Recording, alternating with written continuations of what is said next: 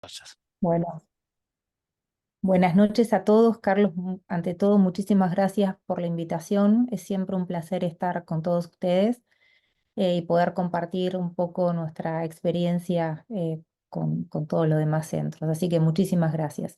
Hoy vamos a hablar sobre el rol actual que tiene la angiotensina coronaria. Em,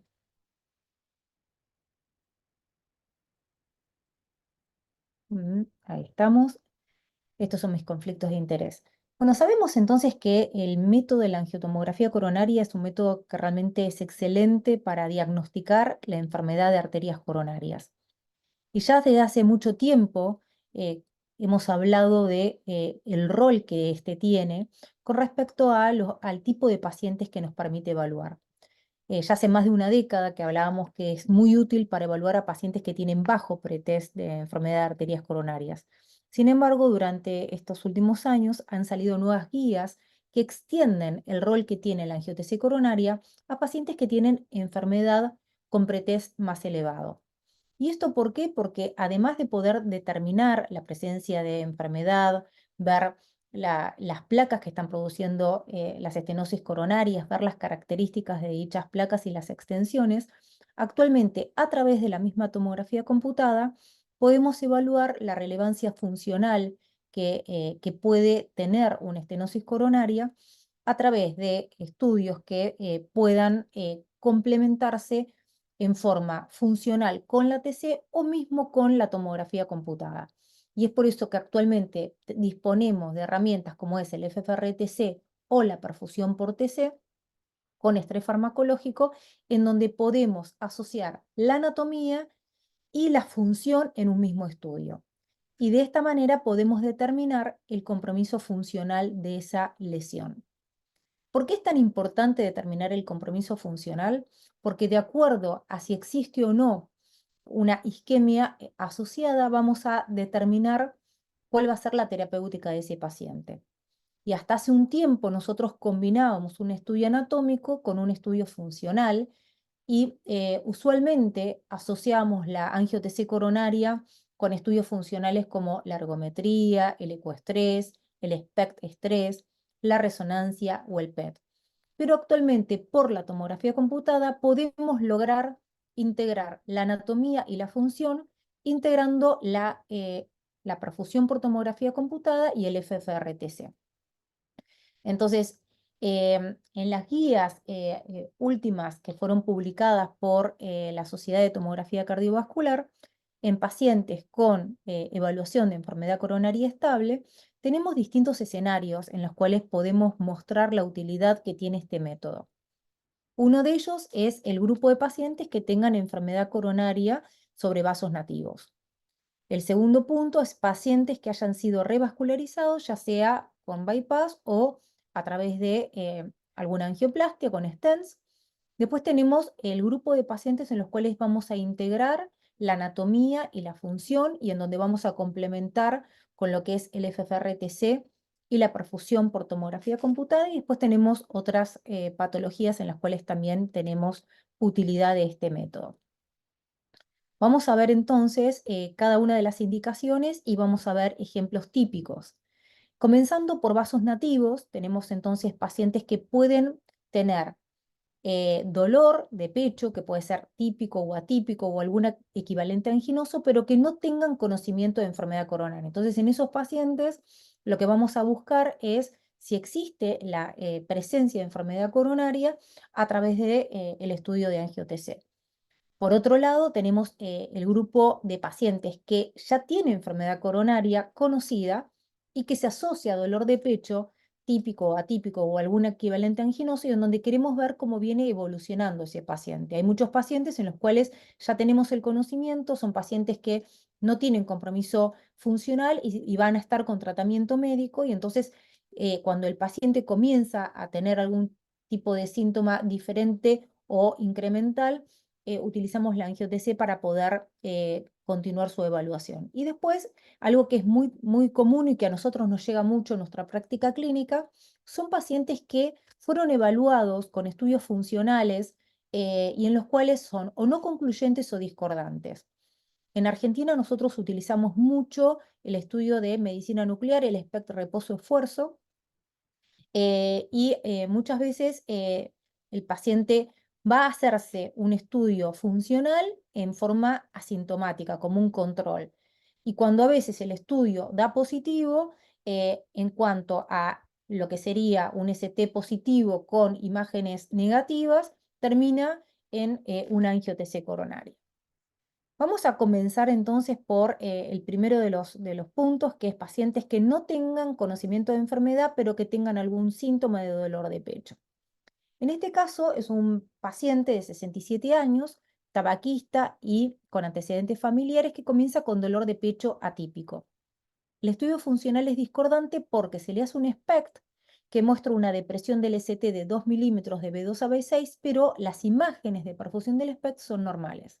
Esta discordancia motiva la solicitud de la angio-TC coronaria, que como podemos ver, las imágenes superiores son reconstrucciones tridimensionales en máxima intensidad de proyección en el formato globo, en donde podemos observar placas ateromatosas difusas por todas las arterias coronarias.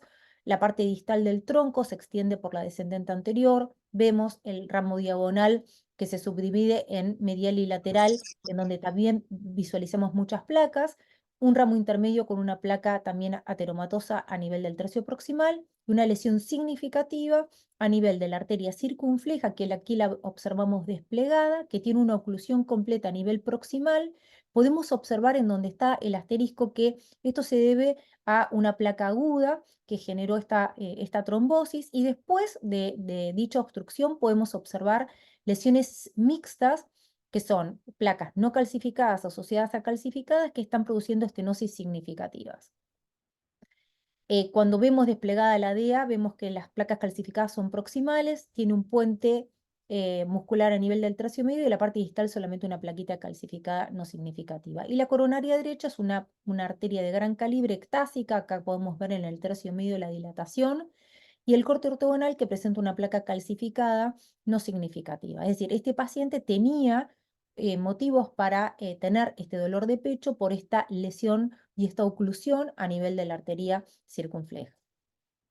Es decir, que el estudio era discordante, pero en realidad el ST estaba mostrando bueno, que el paciente tenía enfermedad coronaria, a pesar de que las imágenes de perfusión, en lo que refiere al estudio nuclear, habían sido negativas. Como dijimos, otro de los escenarios son pacientes que ya sabemos que tienen enfermedad coronaria y que comienzan con dolor de pecho típico o atípico o algún equivalente anginoso. En este caso tenemos un paciente de sexo masculino de 64 años, dislipémico, con enfermedad conocida, que tiene disnea clase funcional 1. Está tratado con ácido acetil salicílico, simvastatina y ezetimibe. Se le hace un estudio de cámara gamma que llega a una frecuencia cardíaca de 101, pero alcanza los 5.6 METs, es decir, que la prueba es insuficiente. Fue negativa para ángulo ST con una TA normal, no desarrolló arritmias, y la imagen de perfusión fue totalmente normal. Acá estamos observando las imágenes en estrés y en reposo en eje corto, y también lo observamos en 4 cámaras y en eje largo, totalmente normal. Al realizarle la angiotensina coronaria, podemos observar una estenosis significativa a nivel del tercio medio de la descendente anterior, a expensas de una placa fundamentalmente no calcificada, que está comprometiendo, además de la DEA, el sector proximal del ramo diagonal. Es decir, que este paciente en realidad tenía una lesión ya significativa, a pesar también de haber tenido un estudio de perfusión normal. El tercer ítem, que es uno de los motivos que más nos solicitan a nosotros estudios, es pacientes con estudios funcionales que no son concluyentes o discordantes. Otro de los escenarios que también nos sucede es que a veces les piden un ecoestrés. El ecoestrés da negativo, le piden una cámara gamma, le da positivo. Hay veces que hay discordancia entre estudios funcionales, no solamente dentro del mismo estudio funcional. Y muchas veces desempatan con la angio-TC coronaria. Sabemos que la angio-TC es un método que tiene un valor predictivo negativo de casi el 100%, por lo tanto, si descartamos enfermedad coronaria, podemos quedarnos tranquilos que el paciente no tiene enfermedad. Si sabemos que el valor predictivo positivo, obviamente no llega a los mismos resultados que el valor predictivo negativo. Sin embargo, ha ido incrementándose durante los últimos años, teniendo en la actualidad resultados realmente muy significativos por encima del 85%. Obviamente dependiendo de cuál es el tipo de tecnología también que disponemos y cómo vamos a complementar esa evaluación anatómica de ese paciente para poder mejorar a su vez más el valor predictivo positivo. Aquí vamos a ver dos casos en donde vamos a ver la importancia y la relevancia que tiene la angiotensina coronaria en este tipo de pacientes. Este primer caso es un paciente de 42 años, de edad, de sexo masculino, que presenta estrés y dislipemia, también obeso. Tiene un dolor precordial atípico, el paciente comienza con cambios en el estilo de vida, se le hace un ecocardiograma que es normal. Se le complementa con un estudio de medicina nuclear, la ergometría fue suficiente, detenida por agotamiento muscular, fue negativa para angiorritmia, pero presenta una depresión del ST de 3 milímetros de B4-B6 con una imagen de perfusión normal. Acá discordancia entonces entre el electro y la imagen de perfusión. Se le solicita entonces una angiotensina coronaria para poder determinar si ese infra-ST era real o no, y lo que podemos ver es que este paciente presenta sus 3 arterias coronarias epicárdicas totalmente normales. Las vemos desplegadas en formato multiplanar, em, y también las vemos en imagen en volume rendering, en donde podemos ver que no hay presencia de placas, no hay áreas de estenosis, y que este paciente, como dijimos, por su valor predictivo negativo, no tiene enfermedad coronaria. Por lo tanto, estudio funcional discordante, TC normal. Vamos al siguiente caso, que es un paciente de sexo masculino de 65 años, sin antecedentes cardiovasculares. Este paciente estaba asintomático. Se le solicita una ergometría para una estratificación de riesgo, que es una de las causas más frecuentes por las cuales nos llegan los pacientes porque les piden para estratificar el riesgo y aparece un estudio discordante, una depresión del ST de 2 milímetros. Este paciente se le hace un SPECT, lleva una prueba ergométrica de 9.4 METs, alcanza una frecuencia cardíaca máxima esperada de 94%, vuelve a repetir el ST en la ergometría de la medicina nuclear, de B4 o de B6, pero la imagen de perfusión es normal. Nuevamente, discordancia entre el electro y las imágenes de perfusión. Ustedes recuerdan el caso anterior que tenía coronarias totalmente normales. Bueno, en este caso, la angiotensina coronaria fue patológica, severamente patológica. Aquí observamos una reconstrucción multiplanar. Este es el tronco de coronaria izquierda, descendente anterior con una placa calcificada no significativa proximal, y tiene una lesión significativa a nivel del tercio medio, a la altura del ramo diagonal, en donde podemos ver una placa mixta. Aquí vemos el corte ortogonal, con un área no calcificada, con áreas calcificadas periféricas que están produciendo esta estenosis importante. Un tema interesante que podemos observar en la reconstrucción volume rendering es que además de la presencia de esta estenosis significativa, hay una reducción sustancial de la densidad distal al área de la lesión, tanto en la DA como en el ramo diagonal, que a su vez presenta una segunda lesión significativa. Es decir, que este paciente tiene un gradiente transluminal positivo y podemos observar entonces que la estenosis significativa está mostrando la relevancia funcional de esa estenosis coronaria, que esta es otra de las formas en las cuales podríamos también predecir si esa lesión podría ser isquémica por el gradiente transluminal, a pesar de que hoy usamos mucho más el FFRTC y la perfusión por TC. Y además observamos que el ramo diagonal tiene circulación heterocoronariana por el ramo descendente posterior que proviene de la coronaria derecha. Entonces, es lo interesante observar que ante estudios discordantes, la angiotensina coronaria nos da una información muy valiosa, ya que dijimos que si el estudio es normal, por el valor predictivo negativo del método, podemos quedarnos tranquilos que el paciente no tiene enfermedad, mientras que en este otro caso, observamos que el paciente tiene enfermedad coronaria significativa. Por lo tanto, es un método realmente muy valioso. Con respecto a otras de las indicaciones, pasamos al grupo de pacientes que fueron revascularizados. En este grupo tenemos, a su vez, dos tipos de pacientes. Los pacientes que fueron revascularizados por bypass y que comienzan con síntomas, y lo que queremos es visualizar si estos pacientes tienen indemnidad de sus bypasses. Y también tenemos el grupo de pacientes sintomáticos que hayan sido revascularizados con un stent. Y acá pueden ser con stents coronarios que tengan más de 3 milímetros o con stents que sean menores de 3 milímetros y que se encuentren en los sectores proximales de los vasos, en donde también podemos determinar si existe patología intrastent asociada. Comenzando entonces por el primer grupo de pacientes sintomáticos que hayan sido revascularizados con bypass, vamos a ver este caso de un paciente de 70 años con factores de riesgo coronarios, hipertenso, tabaquista, una historia de bypass coronario en el 95. Hace 3 años se le realiza una angioplastia a la DA y a la arteria mamaria interna izquierda y persiste con síntomas a pesar del tratamiento médico. Se le solicita entonces la angiotesia coronaria, que lo que va a mostrar es el bypass de la arteria mamaria interna izquierda tiene un stent a nivel proximal y posterior al mismo observamos un área de oclusión total.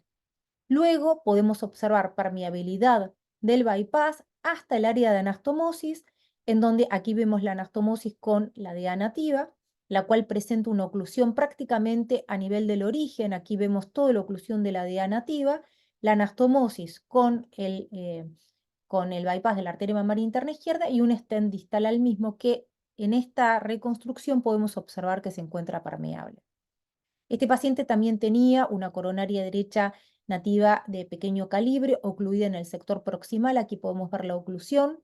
Podemos observar que la misma es extensa, nos está hablando de un periodo más crónico, y la parte distal es de pequeño calibre y presenta una tinción a nivel del sector distal. Y después observamos una arteria circunfleja que presenta también stenosis significativas distales y tiene un bypass venoso que se anastomosa con el ramo lateroventricular y que el mismo se encuentra permeable. Entonces aquí tenemos una oclusión proximal del bypass de la arteria mamaria interna izquierda y un segundo bypass venoso que se encuentra permeable. La angiotesia coronaria es muy buena para evaluar la permeabilidad de los bypasses y además puede evaluar también cómo continúa la enfermedad en arterias coronarias nativas.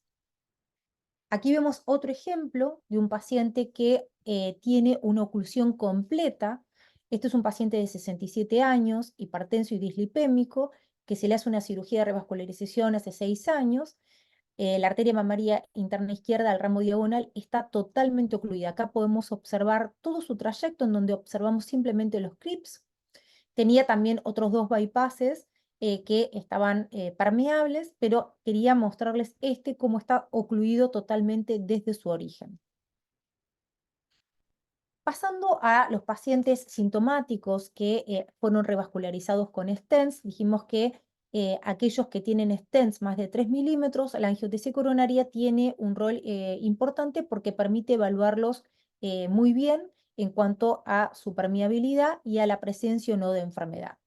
En este caso tenemos un hombre de 70 años que tiene como factores de riesgo hipertensión y tabaquismo y que tiene una historia de infarto hace 4 años en donde se le hace una angioplastia primaria de la arteria descendente anterior. Está sintomático y se le determina hacer la angiotesia coronaria para controlar cómo estaba este stent.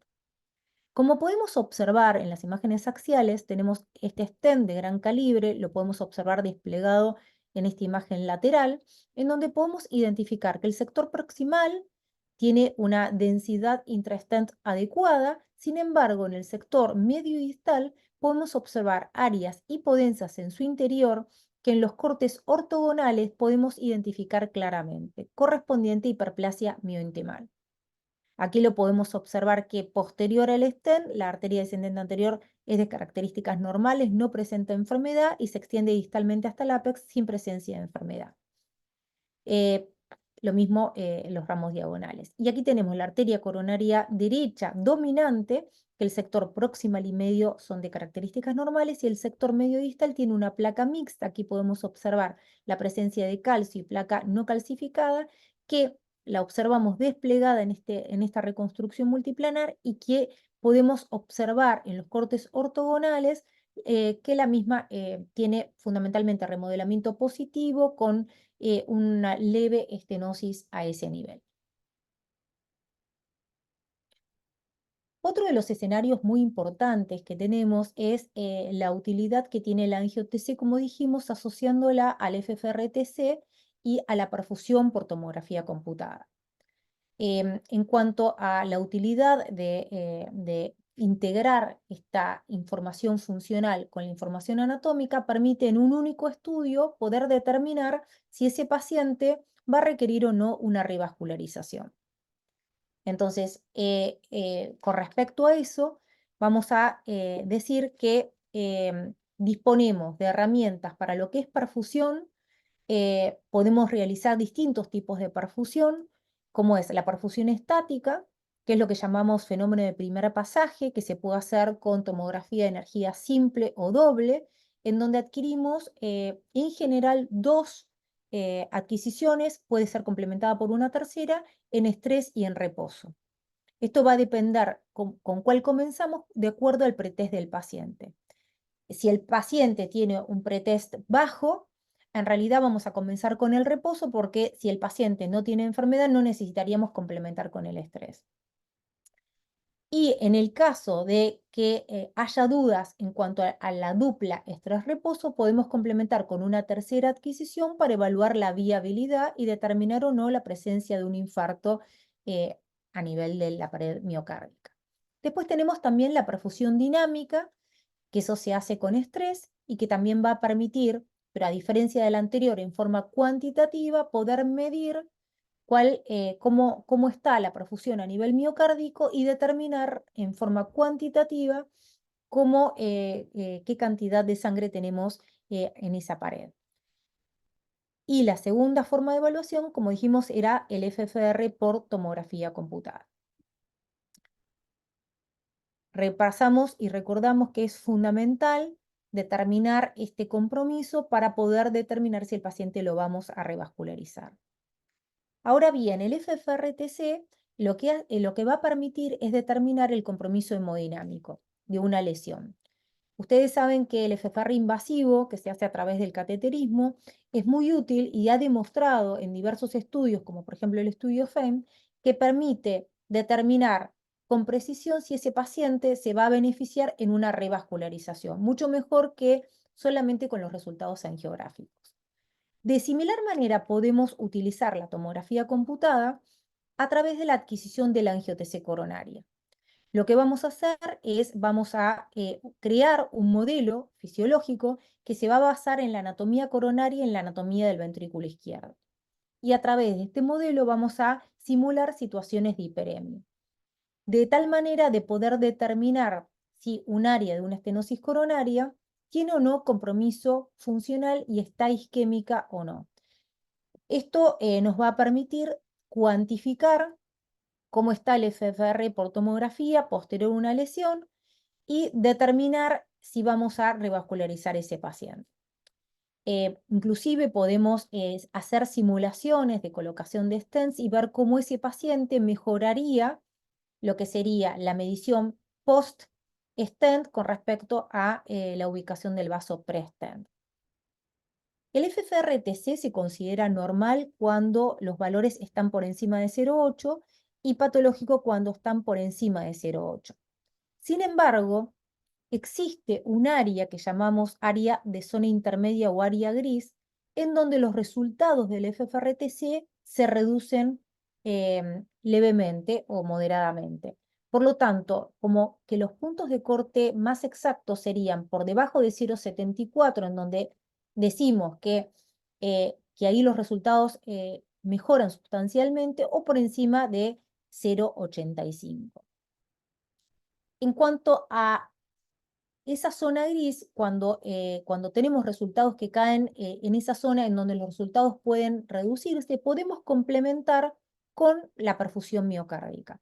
¿Qué desventaja tiene la perfusión miocárdica con respecto al FFRTC? Que el FFRTC no requiere ningún tipo de estrés farmacológico. Con la misma adquisición de la anatomía coronaria, hacemos la evaluación del FFRTC, mientras que la perfusión miocárdica va a requerir un estrés farmacológico. Como dijimos, tenemos distintas formas de analizarla y podemos hacerlo con energía simple o con energía doble, en forma estática ambas, o en forma dinámica. ¿Cómo se hace una perfusión por tomografía computada? El paciente obviamente está acostado similar a como le realizamos la angiotesia coronaria, pero para poder infundirle el estrés farmacológico, sugerimos colocar 2 vías, ya que puede generar alguna irritación y puede generar ruptura vascular, entonces es ideal tener una vía para el contraste y otra vía para el estrés farmacológico. El estrés farmacológico tenemos distintas drogas para poder utilizar, como es el dipiridamol, la adenosina o el regadenoson. En Argentina nosotros usamos dipiridamol fundamentalmente por los costos, que es mucho más económico y que además no requerimos de bomba de infusión. Sin embargo, la realidad es que el dipiridamol tiene una vida media más prolongada que la adenosina, que tiene una vida media muy corta, con lo cual ni bien termina la realización con estrés farmacológico, uno corta la bomba de infusión y termina el efecto de la adenosina, cosa que el dipiridamol tarda hasta media hora. Por lo tanto, obviamente que es mejor utilizar adenosina, pero bueno, como les decía, nosotros no disponemos de esa posibilidad en nuestro país. Entonces, ¿qué es lo que hacemos? Vamos a realizar 2 adquisiciones, como les mencionaba. De acuerdo al pretest del paciente o el score de calcio, vamos a comenzar con una o con otra y lo que vamos a hacer es realizar, una vez que efectuamos la adquisición, reconstrucciones similares a lo que sería una imagen de cámara gamma, en donde vamos a obtener imágenes en lo que sería a nivel apical, a nivel medio ventricular y a nivel basal. A nivel apical vamos a tener 4 segmentos: anterior, septal, inferior y lateral. Medio ventricular: anterior, anteroseptal, inferoseptal, inferior, inferolateral y anterolateral. Y basal, lo mismo que el medial. Esto es importante porque vamos a correlacionar estos segmentos miocárdicos con la anatomía coronaria. Y vamos a correlacionar si hay alguna hipoperfusión en algún territorio donde tengamos una estenosis coronaria. Por lo tanto, vamos a hacer este análisis en forma integral. Cuando uno hace una adquisición en esfuerzo y en reposo, lo que va a ver es cómo se comporta el contraste y cómo tiñe a nivel del músculo miocárdico. Y vamos a ver si aparecen defectos que pueden ser reversibles o fijos. Aquí tengo algún ejemplo de qué es lo que sucede cuando tenemos un defecto de perfusión en esfuerzo que desaparece en reposo. Esto es una imagen en eje corto, ¿sí? En donde podemos observar la pared del ventrículo izquierdo y tenemos un defecto de perfusión significativo, que es esta hipodensidad marcada a nivel anterior, anteroseptal, todo el septum inferoseptal e inferior, que en el reposo desaparece. Aquí vemos la correlación con la medicina nuclear, en donde podemos observar hallazgos similares. Y cuando decimos que un defecto de perfusión aparece en esfuerzo y desaparece en reposo, estamos hablando de isquemia miocárdica.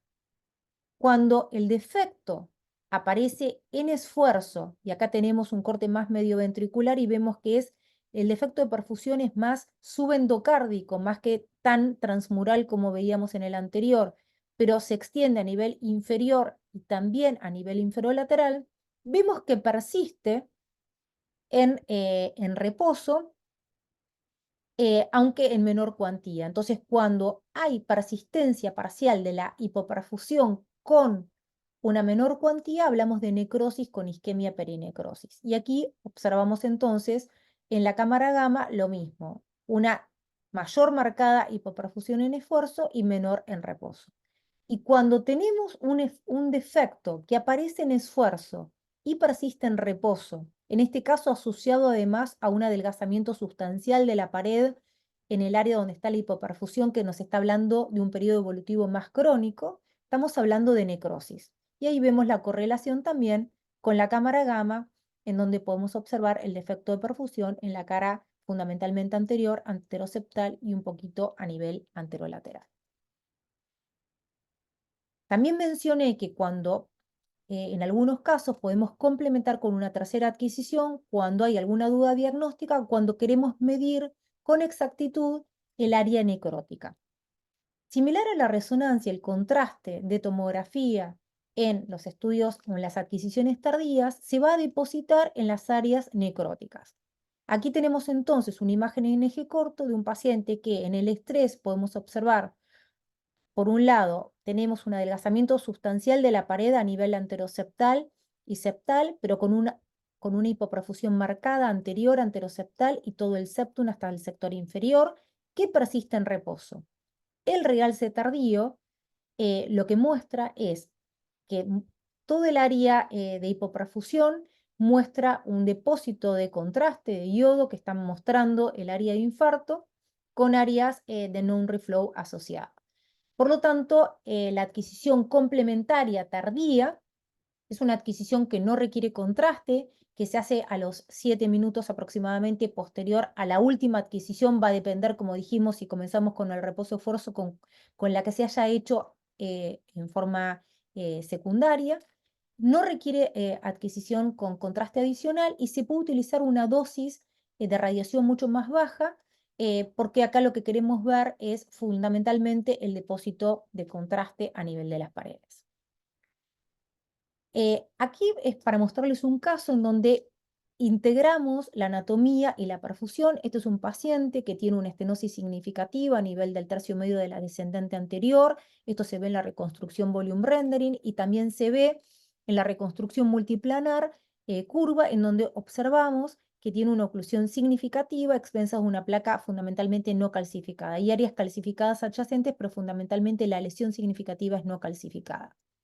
Al realizar la adquisición en esfuerzo y en reposo, esto es eje corto, 4 cámaras, ahí vemos entonces el ventrículo izquierdo, la aurícula izquierda y las cámaras derechas, podemos observar un defecto de perfusión sustancial, es tipo densidad marcada anterior, anteroseptal, septal, septal inferior e inferior, que también en las imágenes en 4 cámaras vemos muy marcada esta hipoperfusión a nivel del ápex, anterolateral y anteroseptal, que desaparece ad integrum tanto en la imagen en eje corto como en la imagen en 4 cámaras. Aquí las imágenes de SPECT lo que muestran es el correlato, pero lo interesante es mostrarle que en este paciente con esta estenosis significativa se observa una isquemia que es muy marcada y que no se asocia a necrosis asociada, con lo cual este paciente sería muy beneficioso de una revascularización. Ahora, otro de los escenarios interesantes son cuando los pacientes tienen múltiples arterias con enfermedad coronaria y tenemos que determinar si todas están asociadas a isquemia, si alguna de ellas está asociada a isquemia, para determinar cuál vamos a revascularizar. En este caso, es un paciente de 53 años con factores de riesgo, hipertensión y diabetes, con dolor de pecho atípico, con un SPECT 2012 normal, que se le realiza una angiotc coronaria y, como ustedes pueden ver, tiene enfermedad traumatosa difusa de todos los segmentos coronarios. Se le realiza un estudio de perfusión con estrés farmacológico, comenzamos con la adquisición de estrés y lo que podemos ver en las imágenes en eje corto es que tiene una hipoperfusión sustancial a nivel inferior. Podemos complementar a veces con reconstrucciones en color que a veces nos ayudan a identificar mejor la lesión y también con reconstrucciones volume rendering, que fíjense qué interesante cómo todo el área azul que corresponde a la isquemia, o mejor dicho a la hipoperfusión o a la isquemia, la podemos observar también en reposo. La diferencia entre el esfuerzo y el reposo es la presencia de lo que sería el área de necrosis que persiste en el reposo y que nos está mostrando que el territorio anatómico que está con isquemia corresponde fundamentalmente a la arteria coronaria derecha. Acá la vemos desplegada, que tiene una lesión significativa a nivel del tercio distal. Es decir, que la integración, como mencionamos desde el principio, anatómica y funcional, nos va a ayudar mucho a ver cuál va a ser la conducta para ese paciente. Un tema interesante que seguramente se preguntarán es cuánto irradiamos al paciente para realizar este tipo de estudio. En cuanto al FFRTC, no irradiamos más que la angiotc coronaria porque es con la misma adquisición que hacemos el análisis, y si necesitamos complementar con una perfusión va a depender si es una perfusión estática o dinámica. Durante mucho tiempo la perfusión dinámica tuvo dosis de radiación más altas, ahora está reduciéndose, Pero tanto en la perfusión estática como en la dinámica, actualmente tenemos herramientas para bajar la dosis y podemos realizar estudios con una dosis total menor a una cámara gamma, integrando la anatomía y la función. La perfusión dinámica, a diferencia de la perfusión estática, lo que va a evaluar es cómo está perfundido el miocardio y podemos evaluarlo en forma cuantitativa. Nos va a dar una evaluación quali y cuantitativa, es decir, vamos a ver cómo perfunde ese miocardio, pero también vamos a poder ver a través de curvas en donde vamos a ver cómo ingresa el contraste y cómo se lava el contraste del miocardio y de la aorta. Vamos a tener un tiempo corto, pero en el cual vamos a poder diferenciar el miocardio normal del miocardio isquémico. Y esto nos va a permitir determinar si ese paciente tiene una isquemia asociada. Por lo tanto, como decíamos previamente, uno puede comenzar con el FFRTC. Si el FFRTC da por encima de 0,84, sabemos que son excelentes los resultados. Si da en la zona gris, podemos complementar con estudios de perfusión que tenemos que darle estrés farmacológico y obviamente la combinación de ambos son los que dan mejores resultados diagnósticos. Acá en este trabajo se comparó la perfusión dinámica con el FFRTC. Fíjense que en forma individual la sensibilidad de la perfusión dinámica estuvo un poco más baja que el FFRTC, pero la especificidad fue mayor del FFRTC. Y cuando uno compara con la anatomía, la exactitud diagnóstica con la anatomía coronaria sola, ambas modalidades son superiores y cuando integramos la perfusión por TC y el FFRTC, mejoran sustancialmente el área bajo la curva. Acá, bueno, en este trabajo mostraban un ejemplo en donde tenía un FFR patológico y también una perfusión dinámica patológica. Vamos a ir a las últimas indicaciones, que son otras condiciones, y dentro de esas tenemos las anomalías coronarias. También es muy útil la angiotensina coronaria para trombos cardíacos, para pacientes que tengan indicación de una cirugía y que tengan baja probabilidad de enfermedad coronaria y entonces se les solicita una angiotensina, o para pacientes que tengan una disección y que queramos ver si hay compromiso coronario. En este caso, vamos a ver un paciente de sexo femenino de 39 años de edad, sin antecedentes cardiovasculares ni factores de riesgo, sintomática para insuficiencia cardíaca. Esta paciente tiene un nacimiento del tronco de coronaria izquierda del tronco de la arteria pulmonar, lo vemos severamente dilatado. Podemos observar en esta reconstrucción oblicua cómo están haciendo el tronco de la arteria pulmonar, también lo vemos severamente dilatado, así como también la arteria descendente anterior. En esta reconstrucción volume rendering sagital, vemos nuevamente el nacimiento, la DA muy dilatada, los ramos diagonales muy dilatados. La imagen inferior es una reconstrucción MIP en plano bidimensional, en donde vemos que la coronaria derecha está naciendo de la aorta, severamente dilatada, y el tronco de la arteria coronaria izquierda del tronco de la pulmonar, con la DA, sus ramas diagonales y la arteria circunfleja dilatada. Acá vemos nuevamente las arterias coronarias sin las cámaras cardíacas. Este paciente tenía un Alcapa. También es muy útil la angiotensina coronaria para trombos cardíacos. En este caso, tenemos un paciente de 48 años, sintomático con palpitaciones y síncope, que tiene una IFA persistente sin respuesta al tratamiento médico. Como factores de riesgo, hipercolesterolemia, tabaquismo, hipertensión, se le hace un transesofágico que no es diagnóstico y se le indica una angiotensina coronaria. Al realizar la adquisición de la angiotensina coronaria, se observan estos defectos de perfusión a nivel de la orejuela de aurícula izquierda. Repetimos la adquisición al minuto. Este es un caso igual del doctor Alejandro Zuluaga, que lo publicó en un libro que publicamos en el año 2019, con diversos casos que estuvimos mostrando en esta presentación. Podemos observar la persistencia de este defecto de perfusión en los mismos lugares, con lo cual esto no era un flujo lento, sino era realmente una trombosis a nivel de la aurícula izquierda que confirmó la sospecha diagnóstica.